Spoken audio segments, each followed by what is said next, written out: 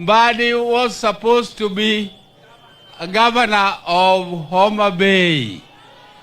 But what happened is that our party leader Raila Amolo Odinga preferred Gladys Wanga, and our party preferred Gladys Wanga, and promised to give Mbadi Ministry of Finance if Raila became the president of Kenya.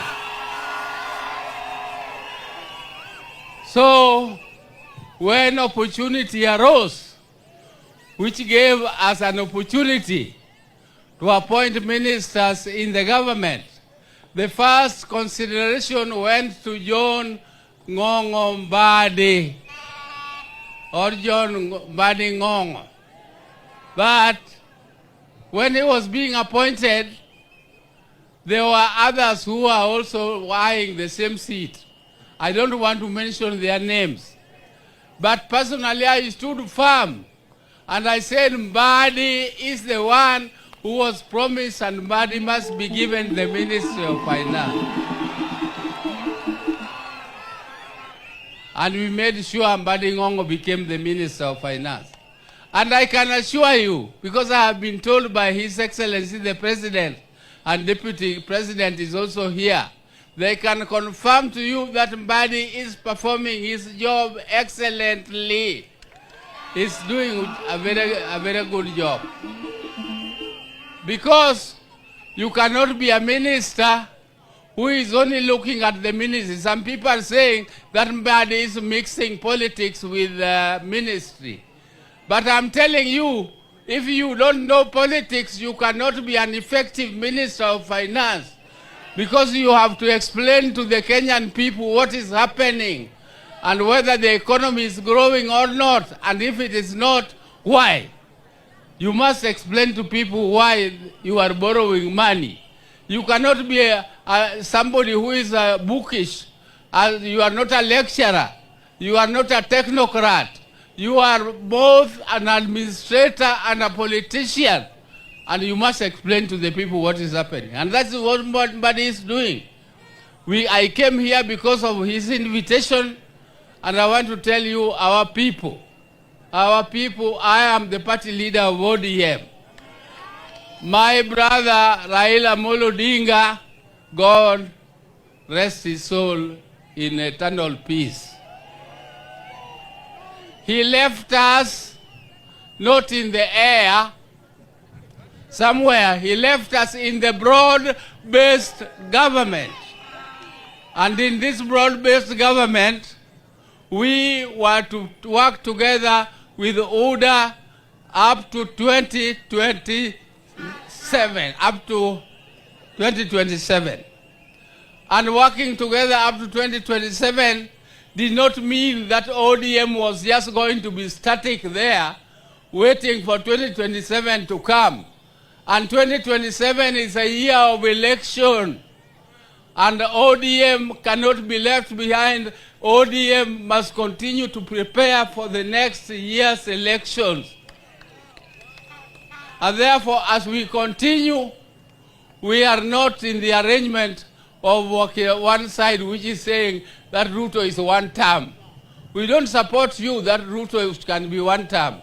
What we support is an arrangement where we are going to have a structured negotiation with ODA, so that at the end of it, when we come to elections next year, we know whether we are two-term or one-term, but we are in the arrangement of broad-based.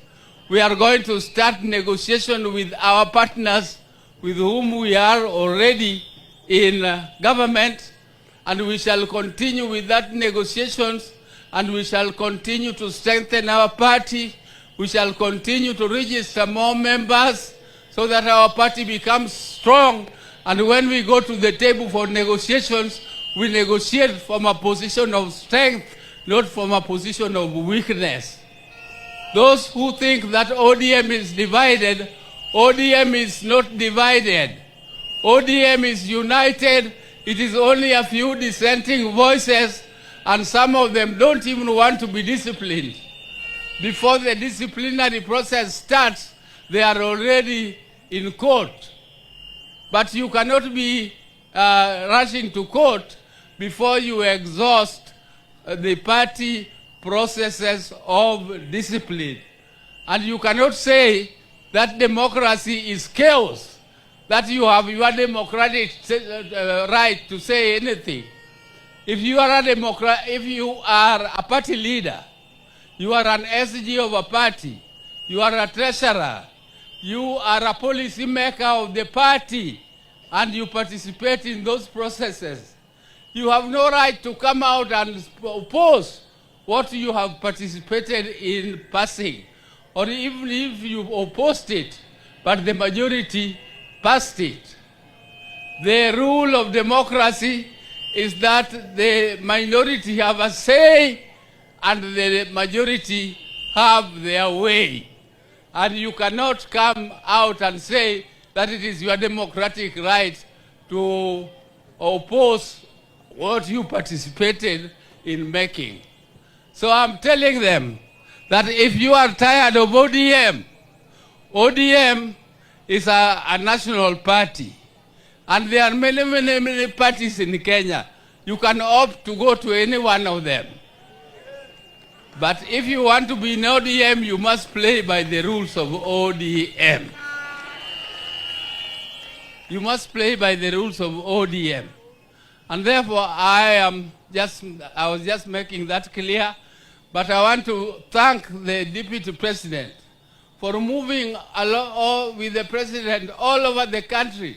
He is going out of his way himself to do service to the people, to deliver services, so that when we come to elections next year, if God helps us, that ODM goes together with the order, we shall go there as a strong party, and we are going to move on together if God helps us. And thank you very much, the Deputy President, for coming. You also came to do one for me in Siaya. Even though my governor, when you are there, he speaks in praise of you, but when you are out there, he says you are one term. And I thank you very much for doing for us what you have done. Thank you. Erokamano urujo turwa kumbiro mang'eny kinang'eyo nikoro chopo sama koro wadhi ofukewa ababuro mnamiyo uman gomoro matin maruto konyago. Thank you. Thank you very much.